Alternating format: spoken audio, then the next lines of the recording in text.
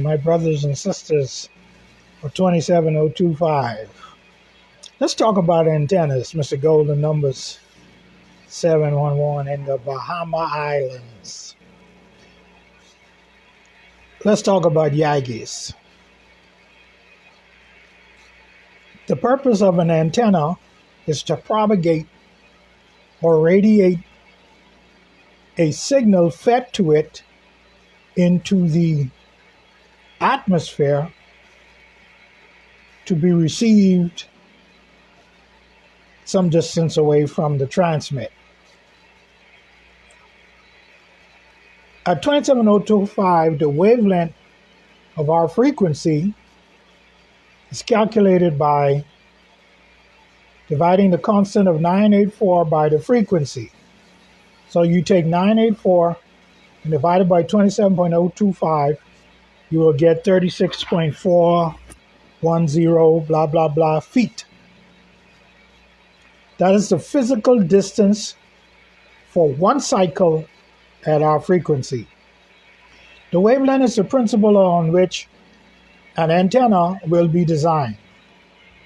So on a Yagi, we have what is called the driven element. The driven element basically is a dipole split in half. Where the split occurs is called the feed point.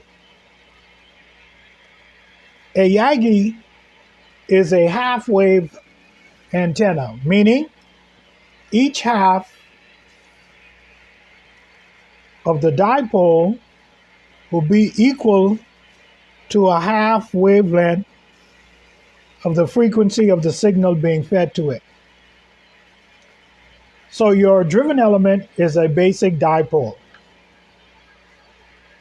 If you're using the Mako spec, the dipole is tapered 5/8 to ½ inch on each side, or if you have 1 inch elements or 7/8, whatever it is, aircraft aluminum. So the driven element is basically a dipole. Therefore, when you apply a signal to the dipole, as indicated by the red coloring, the signal, it will have a figure 8 pattern. It's not totally symmetrical, but that'll give you an idea. You'll have a figure 8 pattern, and the dipole will be radiating the signal on each side of the dipole. You want to call it front, back, back, front. That will be the figure 8 pattern coming off the dipole. It's normally 3 dB. So the figure 8 pattern coming off the dipole, that's what it will look like, normally 3 dB. Again, the basic formula would be 984 divided by the frequency, which would be 36.410 feet divided in half, and that'll give you the physical length for each side of your dipole. When you add extra elements that are spaced X number of distance from the driven element, it tends to focus the energy in a specific direction. For simplicity, we have our dipole, and then we have X number of feet away from the dipole. If you notice, the element here is shorter. That is called the director.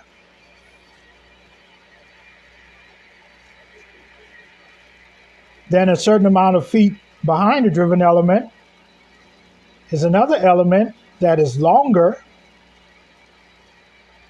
We call that the reflector. Now, please understand that the antenna does not add anything to the signal fed to it. The purpose of a beam or a Yagi is to focus the energy fed to it in a specific direction. How is that obtained? It is obtained by the spacing between the driven element and the longer element called the reflector, and the spacing between the driven element and the shorter element called the director.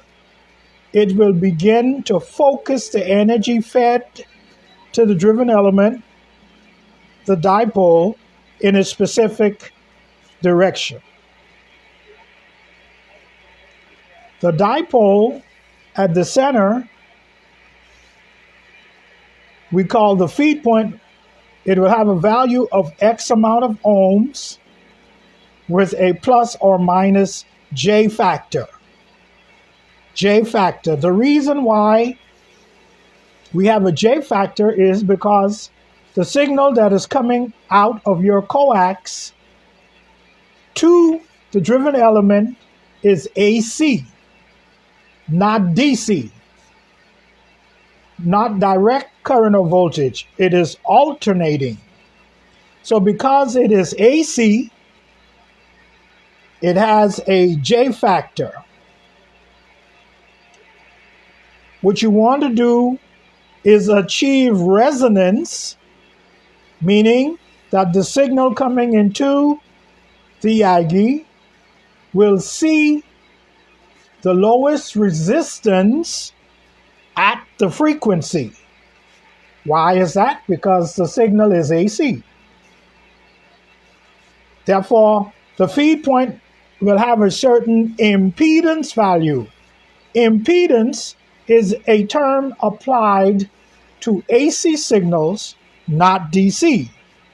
The impedance is a combination of inductance, capacitance, and resistance because of the AC signal.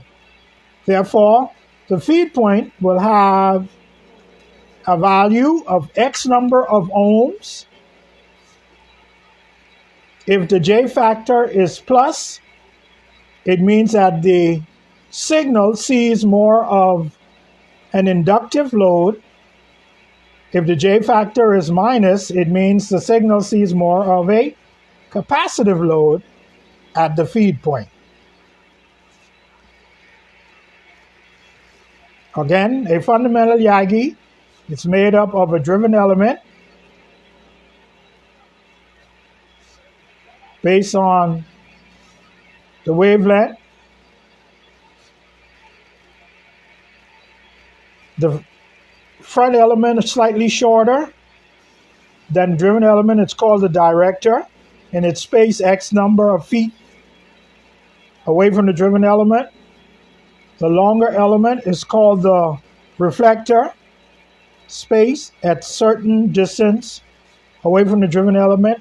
And what these two elements are doing, it is focusing the energy fed to the director in a specific direction. So when you feed the signal to the driven element, because the reflector is X amount of wavelengths longer, it tends to push the signal forward. And because the director is slightly shorter than the driven element, it enhances the signal forward. So again, with the dipole, the driven element without the reflector and director, you have a figure 8 pattern where the signal is equally divided on each side of the driven element. Therefore, by adding a reflector and a director, the combination of the reflector space X amount of wavelengths behind the driven element and the director space X amount of wavelengths in front of the driven element, it electrically focuses the signal forward. Again, the antenna is not adding anything to the signal that you are applying. Based on the length and spacing of these elements, it electrically focuses the signal forward. This focusing of the signal forward is what we call gain. Again, the antenna is not adding to the signal applied.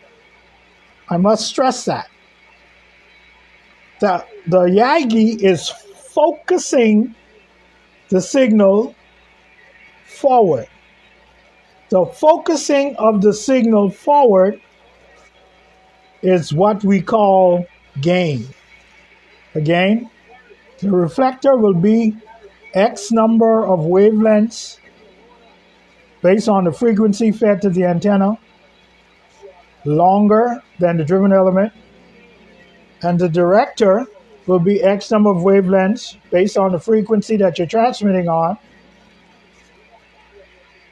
focusing the signal forward.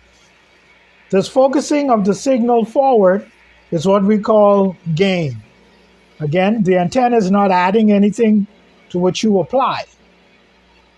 It is simply focusing the signal forward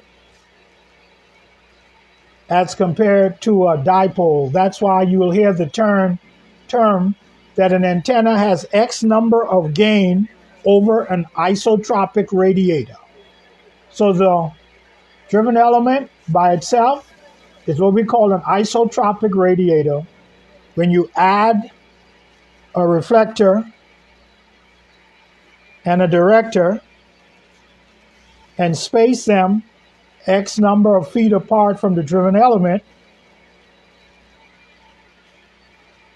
it changes the figure eight pattern, focusing the energy more forward, and that forward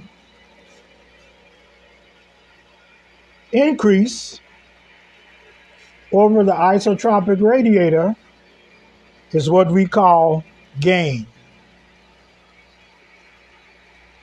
And so that's what a basic three-element, we'll call this a three-element Yagi. The three-element Yagi at the feed point will have an X number of ohms with a plus or minus J factor. And again,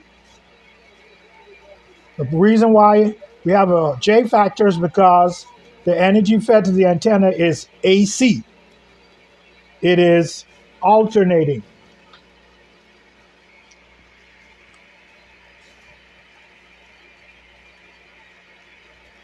It is alternating. It leaves zero, goes up, peaks in one direction, changes direction, peaks in the opposite direction, goes back to zero. AC. This happens on 27.025 million times in 1 second. And because the signal applied is AC, we have a J factor.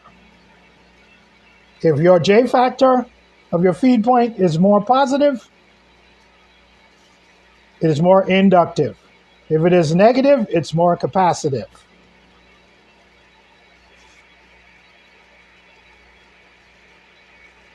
All right?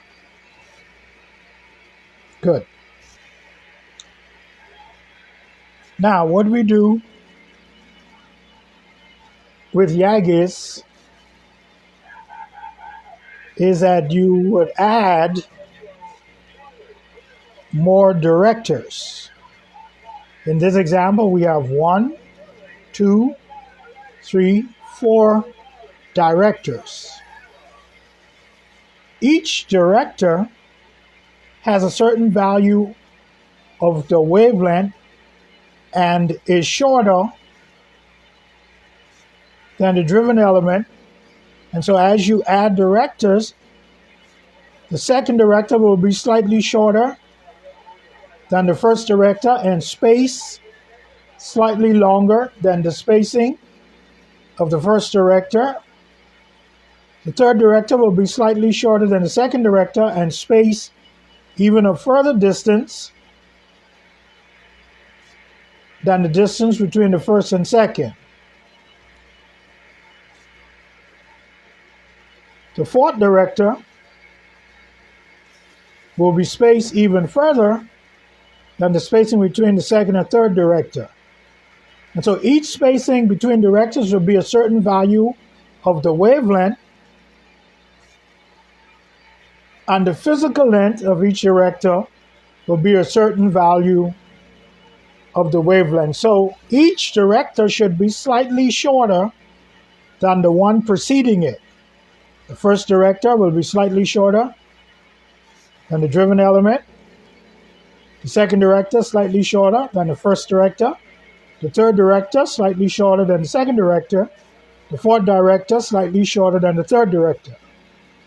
As you add directors and space them accordingly, what you notice is that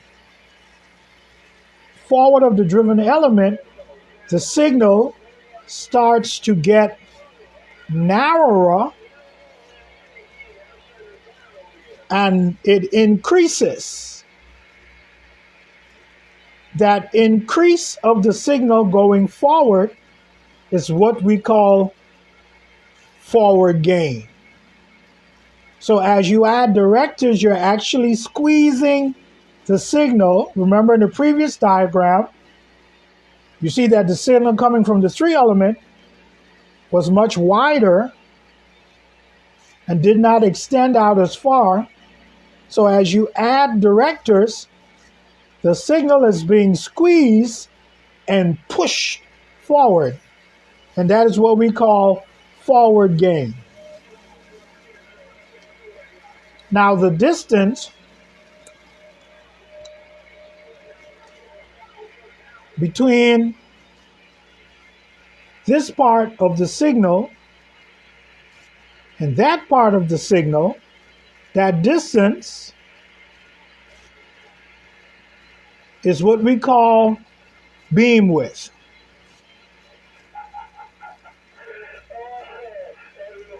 So as your gain increases, the beam width of the signal coming off the front of your Yagi gets narrower. The more narrow the pattern of the signal coming off the Yagi, the higher the forward gain. And because of the narrow pattern, that's why with high gain Yagis, you have to point them. Why? Because if you go back to the pattern coming off the 3 element, it was much wider. So a shorter Yagi, you do not specifically have to point the shorter Yagi, the 3 or the 4 element, because the signal coming off of it is much wider. Whereas a longer Yagi, a high gain Yagi, the directors, their length and distance apart from the driven element is squeezing the signal, making it narrower. That's how you realize forward gain. The narrow signal, you have to point the antenna.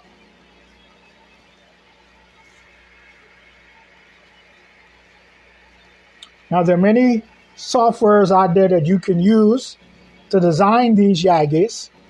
EasyNet, Quick Yagi 4, the antenna software from the ARRL handbook. And you could actually create your own beam. But I'm just trying to help us to get a fundamental understanding of how the Yagi works. You start off with a fundamental dipole By adding a longer element and a shorter element, you start to focus the signal forward, and that's how you build directivity with the antenna and realize forward gain. Forward gain. Now, this is the fundamental of how the Yagi works. The feed point is where you would connect your coax. Again, the feed point will have an X number of ohms. Your coax will have an X number of ohms. Why do you need a matching network? The purpose of the matching network is to match the impedance of the coax that's carrying your signal to the impedance of the feed point of the antenna. And that's what the SWR ratio is. If you have a 1-to-1 SWR, it means that the signal coming through the coax of 50 ohms sees the feed point of 50 ohms. That's what the SWR is.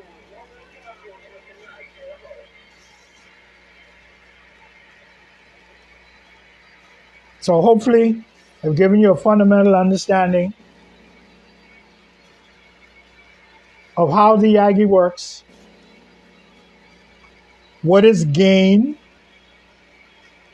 When we talk about front to back ratio, we're talking about the ratio of the amount of signal at the rear of the beam compared to what's coming forward. And so the front to back ratio or front to rear ratio, if you have 30 dBs, it means that because of the length and spacing between the reflector and the forward director, if you have 25 dB of front to back, it means that the beam, it will reject signals coming in from the rear, and that rejection will have a value of 25 dBs. If you have 11 dBs forward gain, it means that the overall characteristic of the beam is focusing the signal forward from the reflector to the forward director. In this example, focusing the signal forward so that you will realize 11 dB gain in this direction. And because of the narrow pattern or the beam width, as a result of the spacing and length of your directors and reflector, you will have to point the antenna. Shorter boom Yagis have a wider pattern as compared to longer boom Yagis. Therefore, you do not have to point the shorter beam as much as you do the longer beam. So hopefully this has given you a fundamental understanding of what those elements are doing on your Yagi and why you are realizing what you're realizing on your Yagi, and so that you can make a better decision as to the Yagi that you're using and or designing, and have an understanding of why the Yagi works. Mr. Golden, number 711, Bahama Islands. Have a good evening.